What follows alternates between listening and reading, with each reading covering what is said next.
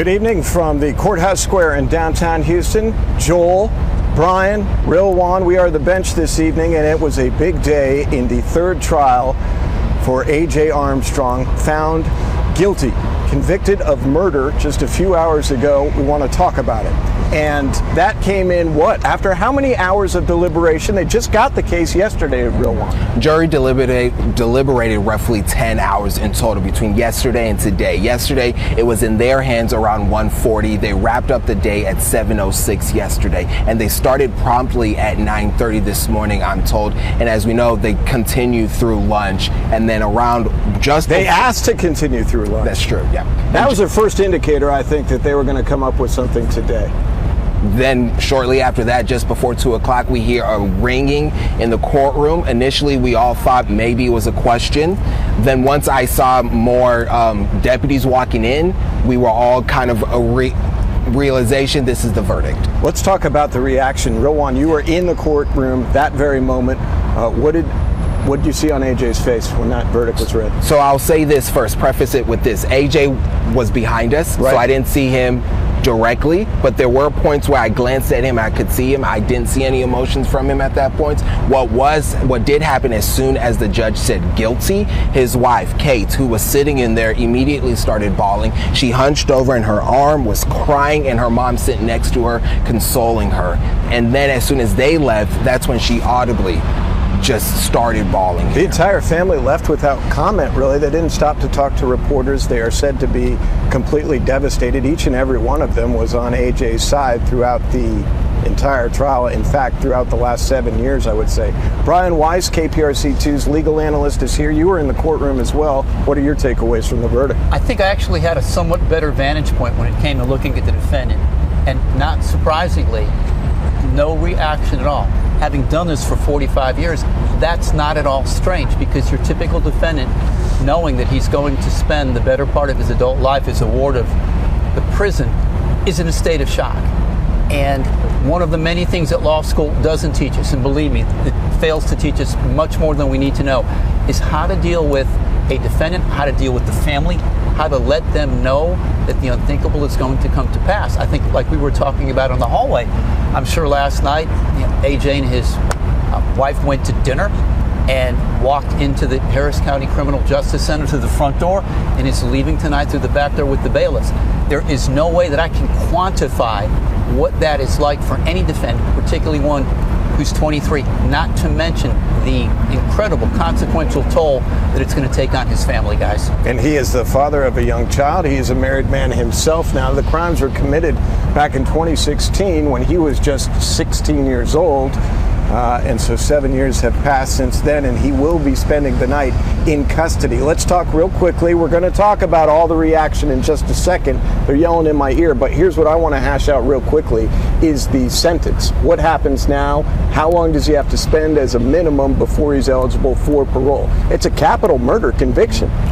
And this defendant ought to feel fortunate that the law changed insofar as the maximum possible punishment for juveniles, because back in the day, juveniles convicted of capital murder in some states were getting life without parole.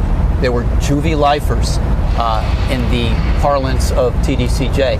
When the law changed, this defendant will have to spend 40 calendar years, day for day, before he even takes a peek at the parole board. Rilwan, that would make him about 63 years old, 63 years old. His son will likely be in his 40s or so at that age. So that's probably why, obviously, the family, incredibly emotional. That's not what they wanted to hear. And so when it broke down in that way, a lot of them did leave the courtroom. Some of them stayed. I looked at the grandparents who were sitting in the back. Yes. They just kind of sat there, just kind of processing everything that happened and just trying to see what the next 40 years will look like for them. Wow, it's hard to imagine, I'm sure, for that family. We want to talk about other reaction to this case, and the first is from the family itself. As I said, they did not stop to talk to reporters and photographers as they headed out of the courtroom. In fact, some of the members of the family used that sort of side judge's preference entrance. They were allowed to use that. But we do have a statement from the family. it's at least a statement from the great uncle. This is AJ's great uncle, who we've had on the bench before. This is Harvey Armstrong. It does have some profanities in it. When you hear me say the word blank, that's where the profanities were. We've replaced them with the word blank. And here it goes. This is the quote from great uncle Harvey Armstrong, representing the family. Quote, "This blank is blanked up, and you can quote me on that. This is not right. I am not sitting down on this. We and I will fight this verdict. This kid is innocent. This hurts." And in fact, they have already filed an appeal. Has Rick DeToto done that already? Yep. He has filed written notice of appeal, which has to be done within 30 days of the sentence being pronounced. It's a practical matter. I think our viewers need to understand something. The harsh reality of the appellate process, something that I've been doing for literally 45 years, is that your typical defendant has around a 5% chance of success of winning his first appeal. And it's not because of anything other than the fact that there's so few things that can go wrong, so few things that impact the integrity and the fundamental fairness of the trial, that ultimately an appellate court's going to say, you get a new trial. All right, let's head into the courtroom, at least earlier today, where Rick DeToto, or this is outside, this is just after the verdict, right? And this is sound from Rick DeToto. He gave a sort of impromptu press conference right after the verdict was read. Let's listen in. Rick, any words you'd like to say to us? You can ask me questions. How do you feel? 7 years, you've been on this since the trial one. This is obviously the decision you don't want to hear. How do you all feel right now? It's absolutely devastating. AJ is grown up with us. As I said in my closing, over the last 7 years, we've seen him grown up from a 16-year-old to a young man, father, husband.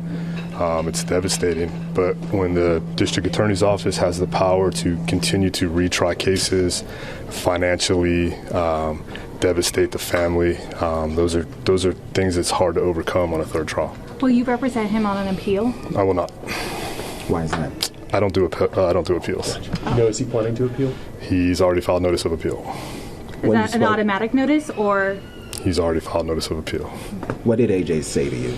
Obviously, my conversations with my client are confidential. He's devastated, but he's one of the strongest young men I've ever known, and his family is amazing. And obviously, they're devastated right now, and this is a difficult time for them, but they will rally, and they will help AJ and his young son and his wife get through this. What words did you share with the family? Ask Chris. So, I'm sorry, repeat the question. What words did you share with his family?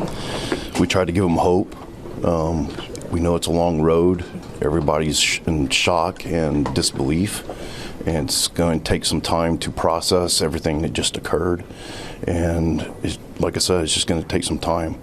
And the family, they're having to process things. It's taking forever, and they're going to get back on track, and they're going to do the right thing, and they're going to see this thing through and hopefully get some justice for AJ. It's not over by any means. This family will Talk about the emotion of these three trials in the last 7 years. As attorneys, as now friends with the family, this must be a lot to process. Can you shed some light on that for us? It's difficult. When we try cases like this, we don't sleep, we don't eat. We're constantly worried about upcoming witnesses and evidence and strategy, and the months before we're getting everything together. So it is the most difficult thing I've done in my career in terms of being a lawyer. So to have this result after 7 years is a tough pill to swallow, but we will not ever stop fighting for AJ. I've said this many times. We'll be here always for him, and his family is as strong as they could be, and they will not stop fighting for AJ. They will continue through an appeal and whatever comes after that. Any idea whether it was a different outcome this time? I mean, last time it seemed like things were tipping in favor of the defense. So every trial is different. Every jury is different. It's impossible to predict from a last trial what's going to happen in the next trial. So it's just the risk involved in jury trials. Anything can happen. They're different people. And the other thing is the prosecution knew everything that we were going to do. And it's very difficult to do it twice. It's almost impossible to do it 3 times. Do you regret turning off the lights in the courtroom? Absolutely not. That whole deal was silly. Do you think the new evidence had an impact in this case? That evidence is ridiculous. AJ filed the federal lawsuit. They will pursue that aggressively, and we'll let that play out as well. we're done. Thank you. Appreciate your time. Thank you. Thank you, Rick. That's Rick Tototo there, the lead defense attorney with Chris Collings, his co-counsel, after a losing effort. Rick Tototo not often on the losing side of a case. He's had a lot of big wins in his career here in Harris County. And I've had the privilege of knowing him since he was a young prosecutor, and the privilege of trying the Ashley Benton case with him back in 2008 with a really good result. Rick's a good lawyer.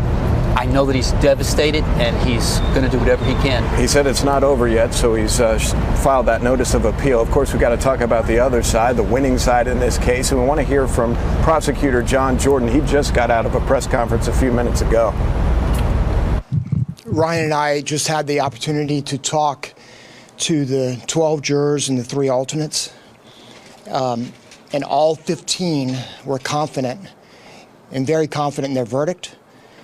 So Antonio Armstrong Jr. walked into this courthouse this morning as a defendant, and now he is a convicted capital murderer. This has taken a long time, and I think there has been a false narrative out in our community through an effort to shape a narrative that just wasn't true. This jury got all of the evidence, and they, I believe, are confident, as we have always been. The question has been, because Kim had asked Ryan and I, should you try him again? And our answer was yes, because we believed he killed his parents, and he killed 2 people. So what better reason to try him again? And the fact that he was youthful makes him even that more dangerous. All right, that is John Jordan, a lead prosecutor and successful today. AJ Armstrong sentenced to life in prison. He is eligible for parole after 40 years. He is in custody tonight. We're going to take a break here on KPRC 2 and come back right after this message.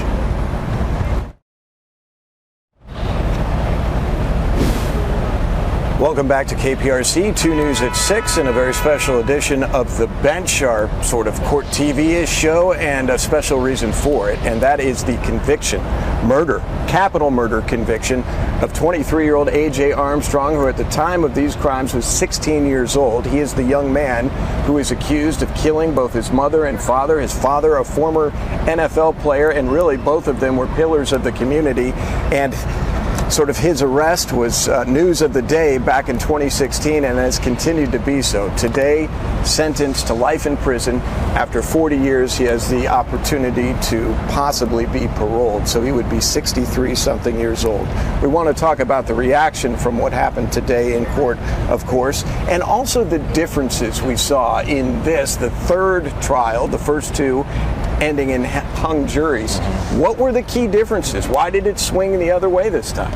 Obviously, we had that, we had that key blood spatter. This didn't happen in the last trial because that happened last month. That's the reason for the delay here. But with all of that, John Jordan, during their press conference, he said the jurors said they didn't even talk about the blood. That was out of their mind. Yeah, they didn't seem interested. They said that by that point, they already had it in their head that AJ did this. They pointed out to the 911 call, the interview with Armstrong by detectives that night. That's what the jurors told prosecutors today. That was the reasons why they all said guilty in this case. Another thing that's different with the props that was used, the staircase, the makeshift bed, and the mannequins. Much more theatrical, the presentation. You think that makes a difference, Brian? That resonates? And I think it does, and I love the theatrical reference, because my take about trials is that they're like plays. You can have one critic who thinks West Side Story is a hit and somebody else who thinks it's a bomb. I think John Jordan and Ryan Trask had a much greater comfort level with this jury than they did the second time around. I know because I've spoken to John, and John's position was they never really felt like the second jury was in a position to return a guilty verdict. And I know they had a jury selection consultant this time.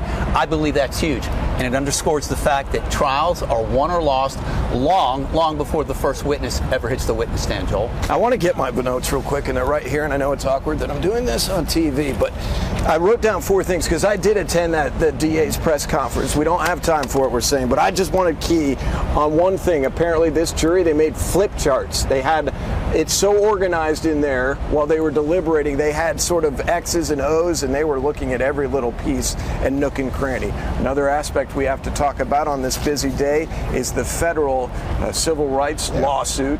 There was a press conference earlier today. I think that was at HPD's property room, was it? And we're going to go now to Rochelle Turner, who has more on sort of the other separate legal battle that's going on here. Rochelle? And Joel, this morning, some of AJ Armstrong's family stood outside of this building with civil rights attorney Randall Callahan, alleging that the Houston Police Department planted evidence in this case.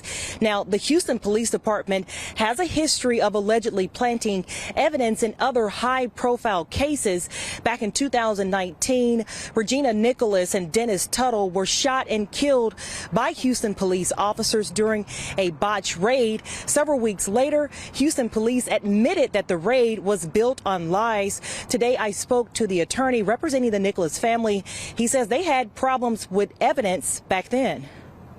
One of them was years later, we found evidence that they didn't recover at the scene. The other part of it, obviously, is the potential that evidence was planted, which the DA's office and other law enforcement have confirmed was repeatedly done by Sergeant Goins, along with his, when he set out his squad for many years planting evidence.